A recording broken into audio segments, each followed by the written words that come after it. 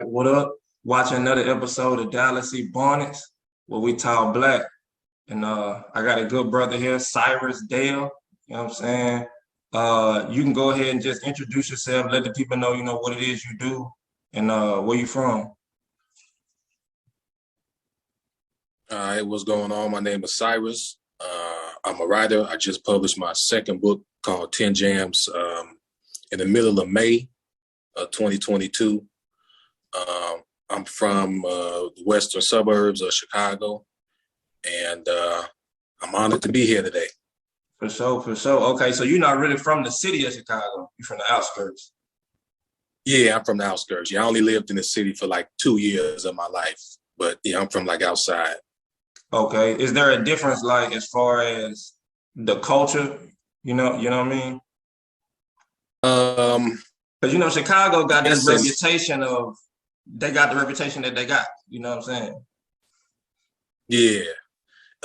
It depends which suburb, because some suburbs like are, they're real pristine and real nice, but some of them are just another west side or another south side, just the streets. So I mean, depending on where you go, the slang is going. Some of the gangs are going to be the same, because at the end of the day, I don't know. Whenever they tore down the projects in the '90s, a lot of people just moved to the suburbs. So some of that culture is in the suburbs, but there's nothing like the city. Let me say that. But yeah, so the slang would be the same. The people will sound the same. Depending on their lifestyle. But for the most part, it's a difference, but the people kind of have the same kind of wits about them. Yeah. Because when I think about the culture of Chicago, with all the violence and everything that we hear about on TV or that they tell us about on TV, it's kind of intriguing, like how somebody coming from an area like that would get into writing books. We don't really talk about writing books in the culture like that. You know what I'm saying? So how did you even get into something like that? Well, I want to say it's kind of like life being like a circle. When I was 6, I used to like write, and I actually won like an award in first grade for like best book in the whole class. But then I kind of got away from it.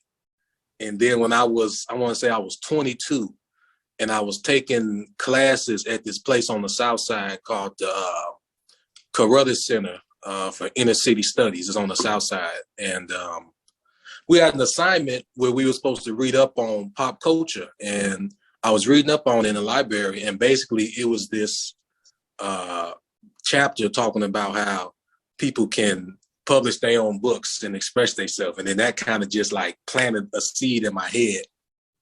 I didn't act on it right then and there, but that kind of planted the seed to where a few months later after that, I actually started writing.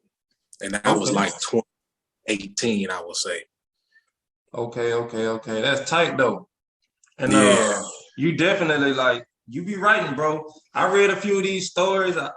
One that really stuck out to me, I like Equivalent. That was interesting. Okay. I like Deeper. Yeah. Deeper messed me up. I ain't gonna lie. Deeper messed me up. I was like, damn, bro, for real? Like, that's how we do it? For real? Man, that was crazy, but it's real interesting, bro. We have this stigma with us. You feel me? That especially people that like come from the street. I'm not saying you necessarily came from the streets, but I'm just saying we have this stigma that we can't be creative and then we can't be different. You feel me? Like we think that if you come from the streets, you got to rap about the streets. You got to write about the streets. You really don't got to, bro. You can be as creative and inventive as you want to be. You know what I'm saying? And that's what I get from this book, like a lot of creativity. Yeah. Are these real stories? Are they real? No, they are. They off the dome. Off the dome? Okay. Yeah, but that's cool though. That's cool though. Yeah. I think they could be real for like certain people. But the structure of the story is off the dome for sure. Right. Okay. Yeah, that's crazy. I know, like we have like this mindset a lot of the times that doing things like this, it's like so far out, like it's unattainable. You know what I'm saying? We don't really see how we can accomplish something like this. It's easy for us to think about how to make a mixtape, but making something off the dome like this and you know, from scratch, we don't really see that as being too possible. We think you need a whole bunch of networks, you need a bunch of money, or whatever the case might be. We just don't know. So how did you actually create something like this, going from a Word document to it being an actual physical hard copy book? Like how did that process work? Man, I say first off, a lot of discipline. Okay. I say that was the main thing, discipline, because it's so easy to not write. Like it's so easy to just pick up the phone and get on Instagram. So what it was a lot was turning off my phone. Like I had to turn off my phone, leave it, and sometimes I would. So I was in the National Guard, and we got like an armory in Illinois. So what I would do is I would actually leave my phone at home, and I would drive to the armory. And one time I slept 2 nights there just without my phone, just so I can focus. So I would say the biggest thing, you know, anybody who wants to write a book, I'm not saying you have to do that, but that was just me, because I would get distracted. You know, the biggest thing for anybody who wants to write a book is just disciplining yourself.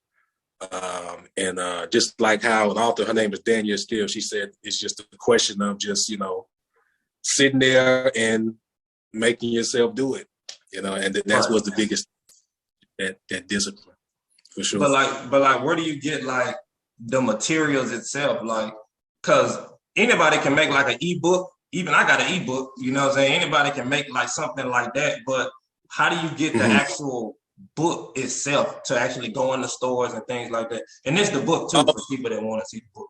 You know what I'm saying? Oh, that's a nice looking book there. I like that. Okay. This is actually Amazon has like a self-publishing tool where you know, you basically, it's just really as simple as you have your Word document, and then you upload your Word document to Amazon. They do like a check. I think it takes like 24 to 48 hours. I don't know what they check it for, but they do like a check.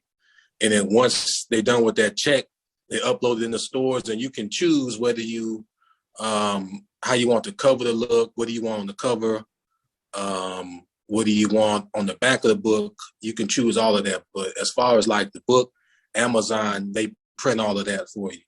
And of course, they cut of your, you know, of your sale. For them they don't charge you initially? Oh no, they don't initially. Wow, that's crazy. Yeah, they just charge you by the sale. Or if you want to just buy books yourself, they'll charge you like per book. If you want to just send them to yourself, they call them author copies. Okay. You know, is your nobody else? Mm-hmm. Okay. Are you thinking you want to get like a website, or you just cool with Amazon? Yeah, actually, I am. I'm in the process of doing that, of creating the actual Shopify. Okay. Because what happened was I promoted one of my videos on my Instagram, and that video, it got a decent amount of views. Like you could pick where you want to promote it on Instagram, for those who don't know. And so I promoted it kind of all over the world. And so like the biggest piece of traction I was getting was people in Africa. But, you know, and then some people were messaging me from like Ethiopia. She like, yeah, your book sounds good. This, that. I'm like, thank you. I said, go ahead and buy it. She said, I wish I could, but I'm too far. I'm like, what do you mean you're too far? It comes to you. It ships to you. Right. But when I got that on the list of Amazon, it doesn't ship to nowhere in Africa. It don't ship. Of course it don't. Ship to, Dominican Republic, Brazil, pretty much anywhere black. Pretty much anywhere that don't countries of color, it don't ship to. It ships to England, it ships to like Poland, Germany, but places of color it don't. So long story short, I want to get a Shopify so that way, you know, it won't be none of that. People in any country can get themselves a copy if they want. Yeah, and not just that, you had mentioned that Amazon does like a check. You know what I'm saying? And I'm thinking based on that check, I don't know necessarily what they're looking for, but it's difficult for us to put out unfiltered, uncensored content on these other people platforms. You know what I'm saying? We're gonna have to start building our own stuff so we can get stuff like that out to who we want, saying whatever we want. You know, it's hard to do that on these third-party websites owned by them. Right. No, for sure. For sure. Ownership is key. So yeah, I do need to hit the gas on that Shopify. Yeah, it's coming. But this is tight, bro. Do you do anything else other than write books, or like what else do you do? Or do you have other books? Yeah, I got that first book, my first book called Rockhurst. I don't know if you've seen it. Nah, I ain't see that one. Yeah, that's my first book. I came out with that. I think it was December. Oh no, it was January of 2021. Okay. But I didn't really get a chance to promote it like that because literally right after I dropped it, I know I told you I was in the National Guard. My unit had got sent to DC for like 4 months because of that Capitol riot bull crap. Okay. But that's my first book called Rockhurst, and I'm currently working on my third right now. But outside of writing books, I am in school right now. I graduate in May. What you in school for? My major is law enforcement and justice administration. My minor is sociology. Okay, I'm gonna tell you this: be careful, because my major was in criminal justice, and I got 2 minors in sociology, and psychology. You got to be careful, bro, because ain't no money in criminal justice. I'm gonna just be real, man. Ain't no money. That's the real statement. So that's you gotta love it. I'm telling you. Yeah, nah. I mean, that was the realest thing I've heard all month long. But that's why I'm gonna try to apply for the master's program. I'm gonna try to get a master's in sociology. You know, that's my plan. Maybe that'll give. But even then, though, that's cool. That's cool. You know what I'm saying? I just always encourage people, and this is off subject, but I just always encourage people. You got to make sure you got a plan on how you gonna get some money after that, because a lot of these degrees are throwaway degrees, and they're heavily dependent on whether somebody hires you or not. You know what I'm saying? So you got to be careful with a lot of that. But you definitely right about that, because I got a lot of friends that's older than me, and I was able to just sit back and see what they did with their degrees, and it's like these people got totally different degrees and they all working the same job. Ain't nothing wrong with that, but I see like what you majored in, some of these companies look at them all the same as the major, like as what you qualify for. So I do agree with what you just said. No, for real though, but now that's tight. So I guess your ultimate goal, your degree doesn't really sound like it ties in with writing. So is your ultimate goal to be a writer, or like what is it? Where's the end goal for you? Yeah, that is my ultimate goal, to be able to make a living off writing. Okay. I kind of just chose law enforcement because it was kind of like I'm not gonna say an easy degree, but based on the classes that I took previously, because I just went back to school like a year ago because I took a while off. It just seemed like a smoother path, It seemed like a smoother path, No, I feel you on that, and I do think it's important for us to, have a foundation of some kind of education, regardless of what you want to do. It's important to get you some kind of education, because college teaches you how to have discipline. It teaches you how to teach yourself. It's a lot of benefits to going to school outside of just the piece of paper itself. You know what I'm saying? Right. So it's all For sure. But yeah, bro. We ain't gotta really drag this on too long. You know what I'm saying? I ain't had too many questions, but I was really digging this book. Like it's so creative, and I really wanted to. You really caught my attention because we don't really have many men in our community talking about doing things that's different. Especially with you saying that this was kind of just off the dome. It wasn't even really just real stories. I like your ability to be creative like that. And I want to encourage a lot of our youngsters that you can do the same thing. You don't have to tell everybody how many dogs you kicked and how many niggas you beat up. you can really create something brand new and put a new sound in the world and just do some new shit. You know what I'm saying? So I really fuck with this right here. You feel me? So y'all go check out this book, 10 Jams. You can get it on Amazon. I'll throw a link in the description. You can go check it out for yourself. Cyrus, Dale, I sure appreciate you, bro, for tapping in with me, bro. 100. Appreciate you. Sure. For sure. Yeah, get at me, bro. I'm gonna have all the links that y'all looking for. If you want to shout out your social media, though, you can do that right now, and let them know where they can find you at.